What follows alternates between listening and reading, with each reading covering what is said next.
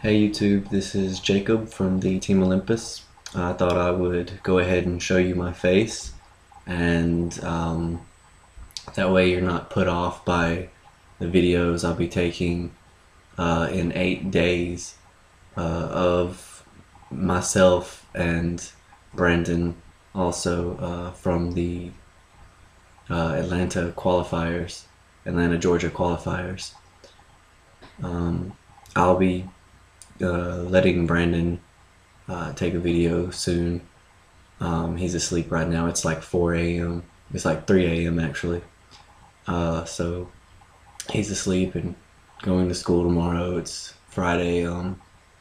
But anyway, back on topic. I thought I'd go ahead and show you guys and prepare you for this possible deck strategy for my Royal Paladin deck, which I will probably be running in the qualifiers. It's very similar to a lot of those that I've seen out there, probably just because the limited amount of cards we have here in English, but there are some slight variations. I think you may have seen possibly the exact same deck somewhere out there, but I think mine's a little bit different than most of the ones I've seen. But let's get into that deck profile. Okay, starting off is the starting Vanguard, Drangle, which is the common starter that I've been seeing used. It's very smart to use him at this moment in time. Then, of course, 4 heal triggers.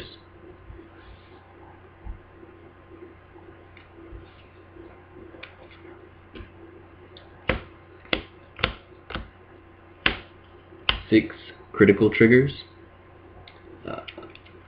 2 Epona. And 4 Alabaster Owl.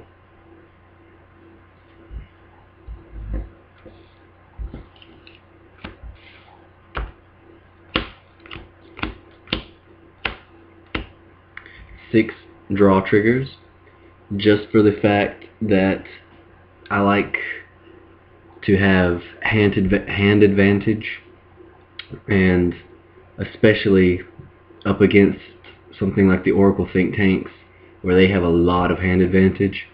6 draw triggers will definitely help you out.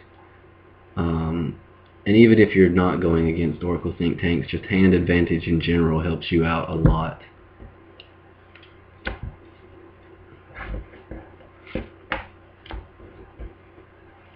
1 Toy Poogle, mainly just because I can bring him out and he can be an easy 9k. I only have 1 just because he's typically a 6. Quite possibly may just take him out completely. Haven't decided just yet. 8 days to decide, but just 1 of him.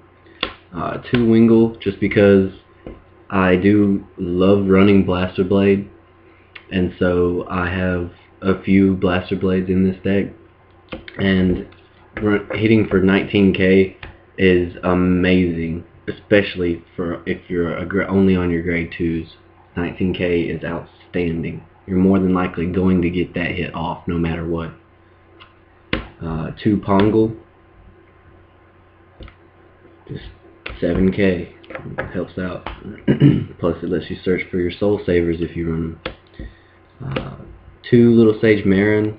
If I do take Toy Poogle out, it will most likely be for another one of these.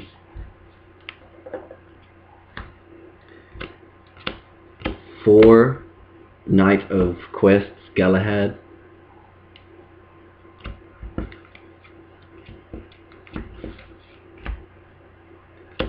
3 Flash Shield Assaults, Perfect Shields. Just because 3 is enough. Just 4 is too cloggy in my opinion. That's the only reason. I don't feel I don't feel safe at all with 4. But anyway, and then on to the grade 2s. I have 2 High Dog Breeder Akane. She helps search out for that toy Poogle in times of dire need, or possibly a Wingle or the Pungle. And then if I have 3 damage, her and the Pungle play works out really well in my favor. 3 Knight of Silence Gallatin.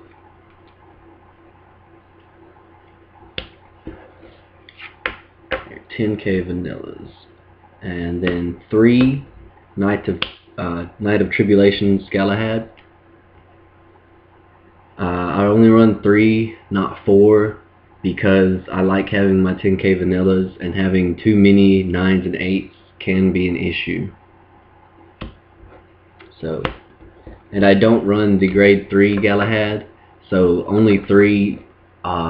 It allows you to have a high chance of getting him for the grade 1's ability, and it doesn't clog up your grade 2s too much. And then I run 3 Blaster Blades. I love running Blaster Blades. I'm only running 3 because of the Galahads having to be in this deck, and I don't only run 1 because of the fact that Blaster Blade is the Royal Paladins. If you can't play Royal Paladins without having at least 1, then that should tell you something. That should tell you a lot.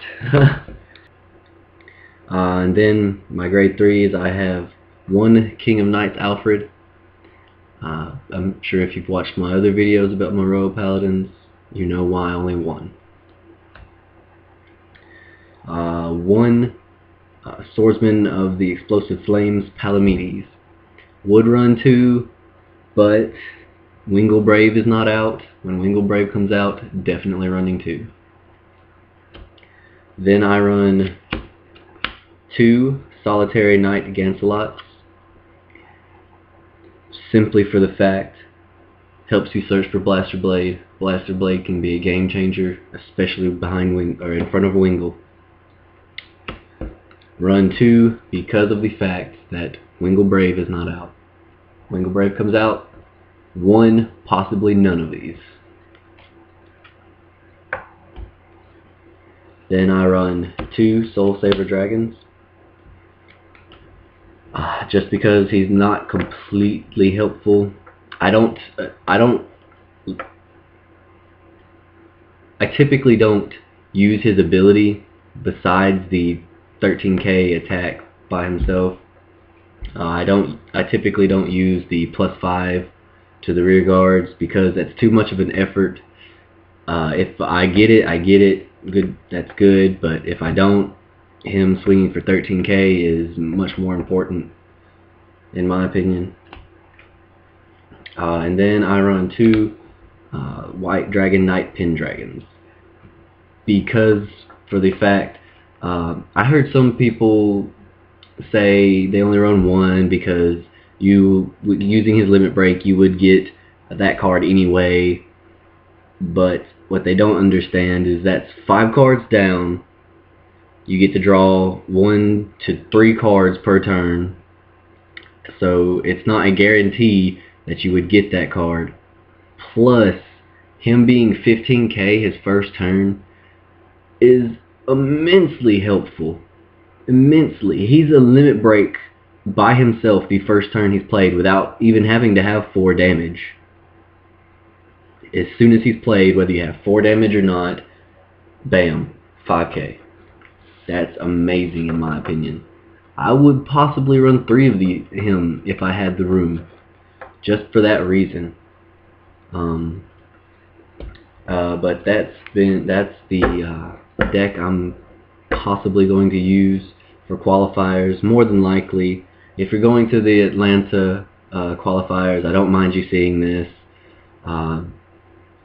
just because for the fact that showing a deck isn't anything. You don't know how the person plays that deck. You don't understand what they sacrifice, what they don't sacrifice, and blah blah blah.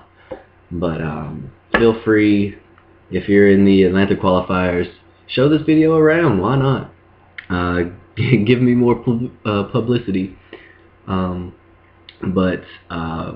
Comment, let me know what you think. Let me know what you would or would not do with this. Like and subscribe. Thanks.